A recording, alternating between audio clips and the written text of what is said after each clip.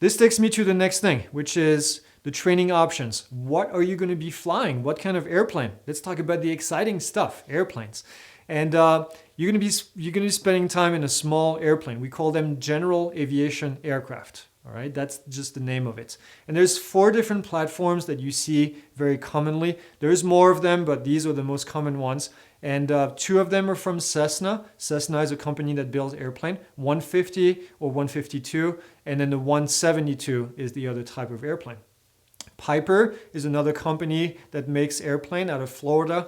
Piper Warrior is another one. And then the last one is called a Cirrus. Cirrus SR20 or SR22 is another platform as well. So let's take a look. First off, this is what it looks like. This is a Cessna right here, a Cessna 150, smaller airplane. Now this is the cheapest airplane you're going to find out there to fly. The cheapest, most common, I should say. I'm sure there's other cheaper ones, but this is cheap to operate. Now, one of the disadvantages of this is it's pretty small. If you're a taller person or a larger person, you may or may not fit in this airplane. It's also pretty slow, which means that if you do cross country, it's going to take you a lot more time to get where you want to go. And it can usually fit only 2 people. And in some cases, if your flight instructor is also a fairly large person, you may not be able to both fit in that airplane. Okay?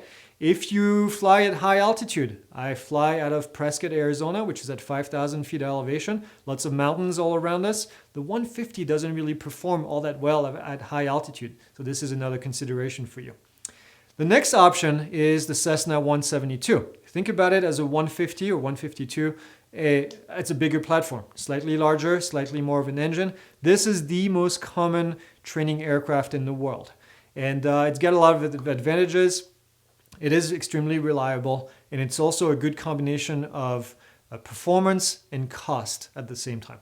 This is more than likely what you're going to be flying, very common at a lot of flight schools. There's a lot of different models, and each model has a letter. It started with Alpha, A, and then it goes up to the next level. Currently, the Cessna 172 SP is the latest model as I'm recording this, but you'll find older models like a November, an N model, a Q model. There's different models out there, and it depends on how much money you want to spend. The newer aircraft are going to be more expensive. The older aircraft are going to be a little bit cheaper. Again, that's a Cessna 172. The next model that I have a lot of experience with, this is what I did all my training in, is the Piper Warrior. And Piper is very similar to the 172. If you look at the picture, the 172 has high wings. The Piper Warrior has low wings. Personally, I love the Piper Warrior. Like I said, I've got a lot of hours in that airplane, and a very robust, very reliable aircraft, and also, just like the 172, a good combination of power and price. So whatever you can find out there, these are going to be the 2 options. The last one is the most expensive one of all, and this is our Cirrus. Cirrus is a company based out of in Minnesota, in Duluth. That's where they make the Cirrus. It's a beautiful aircraft. It's just a little bit more expensive than, not a little bit more, it's a lot more expensive than the other ones. It usually has much better performance, and one of the big safety advantages, it has a parachute. And not a parachute for you, a parachute for the aircraft that is going to deploy in case something happens. So that's your Cirrus right here, Cirrus SR20. There's an SR22 as well, which is even more expensive.